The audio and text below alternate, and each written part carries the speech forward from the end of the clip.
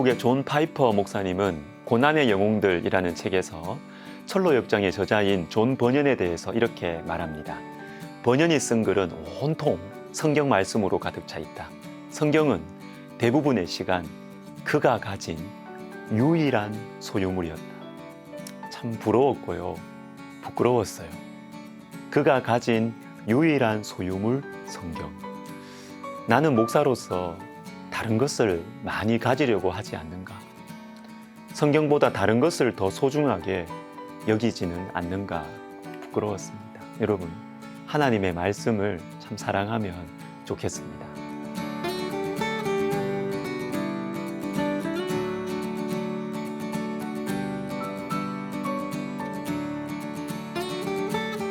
에스라가 전하는 말씀을 듣고 백성들이 진실하게 회개합니다. 그리고 에스라 곁에는 에스라를 도와서 말씀의 뜻을 가르쳐주는 사람들도 있었습니다. 즉 말씀의 공동체가 지금 이루어진 것이죠.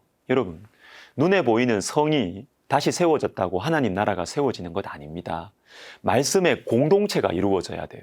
에스라 한 사람 또는 몇몇 사람들이 말씀에 반응하는 것으로는 안 됩니다. 말씀의 공동체가 세워져야 합니다. 보통 어느 교회가 말씀 좋다, 말씀 좋은 교회다 라고 하면 실제로는 어떤 의미예요? 주일 예배, 설교가 좋다는 말이죠. 그러나 만약에 주일 예배 설교는 좋지만 성도들 한 사람 한 사람이 말씀을 사모하면서 성도들이 직접 말씀을 읽고 묵상하고 순종하지 않는다면 말씀이 좋은 교회 아닐 것입니다.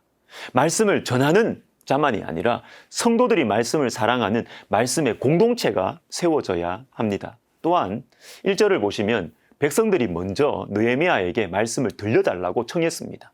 모든 백성이 일제히 수문학 광장에 모여 학사 에스라에게 여호와께서 이스라엘에게 명령하신 모세의 율법책을 가져오기를 청하매 사람들 속에 말씀에 대한 갈급함이 생겼어요. 마태복음 5장 3절은 심령이 가난한 자는 천국이 그들의 것이라고 말씀하십니다. 지금 백성들의 심령이 가난해졌습니다. 우리는 말씀의 홍수 속에 살아갑니다. 그러나 말씀을 소중하게 여깁니까? 우리 속에 말씀에 대한 갈급함과 가난함이 생겼으면 좋겠어요. 이런 차원에서 중요한 것이 우리 생명 양식 시간과 같은 말씀 묵상 큐티예요.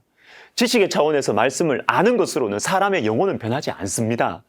가난한 마음으로 말씀을 듣고 품고 소중히 여기는 것이 너무나 필요합니다. 에스겔 2장 8절을 읽어드립니다.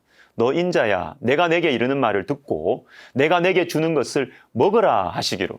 에스겔에게 말씀을 먹으라고 하십니다. 그런데 에스겔 1장 3절을 보시면 에스겔은 이미 제사장이었습니다. 갈대아 땅 그발 강가에서 여호와의 말씀이 부시의 아들 제사장 나 에스겔에게 특별히 임하고. 제사장? 이미 말씀과 가까이 있는 사람이에요. 말씀을 가르치는 사람이에요. 물론 지금 갈대아 땅 그발 강가 포로로 끌려와 있지만 주변 사람들은 에스겔이 제사장이라는 사실을 다 알고 있고 자신은 더 알고 있습니다. 그런데 하나님께서는 이 에스겔에게 말씀을 먹으라고 하십니다. 왜 그렇게 말씀하실까요? 제사장이었지만 말씀을 잘 알고 가르치고 있었지만 실제로 말씀을 먹지는 않았다는 것입니다. 여러분, 먹는 것이 무엇입니까? 음식이 밖에 있으면 나와 음식은 따로따로죠. 그러나 음식을 내가 먹으면 음식과 나는 하나가 됩니다. 제사장 에스겔아, 말씀을 먹으라. 는 말씀은 말씀과 하나가 되라는 것입니다. 여러분, 말씀을 진지하게 한번 읽어보세요. 교회를 오래 다녀도 변화가 없으신 분들, 성경 말씀을 진지하게 가난한 마음으로, 즉 이 성경 말씀 안에 나보다 훨씬 능력 있고 지혜로우신 하나님의 말씀이 있다고 믿고 읽어보세요. 변화가 찾아올 것입니다. 제일 좋은 전도 방법, 성경을 진지하게 읽는 방법이에요.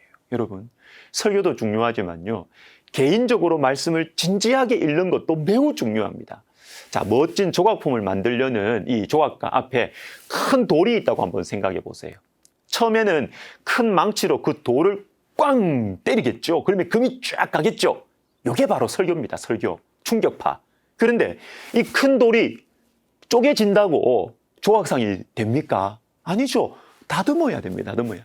사람 모양이 되도록, 그리고 아름답고 멋있는 이 모양이 되도록 다듬어야죠. 이것이 바로 개인적으로, 그리고 소그룹 모임에서 말씀을 진지하게 읽고 묵상하는 것입니다.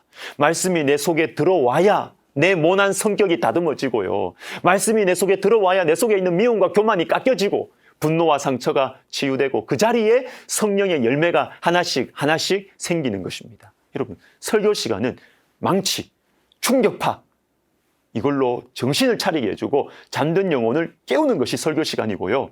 그런데 그것으로는 부족합니다. 내가 직접 말씀을 읽어야 합니다. 그것도 내 마음을 진실하게 내놓고 읽어야 됩니다. 그렇게 하면 내 속에 변화가 일어나요. 말씀의 능력을 맛보면 말씀을 더 읽고 싶고 더 듣고 싶어지는 것입니다. 사랑하는 여러분, 2022년 1월이 지나갑니다.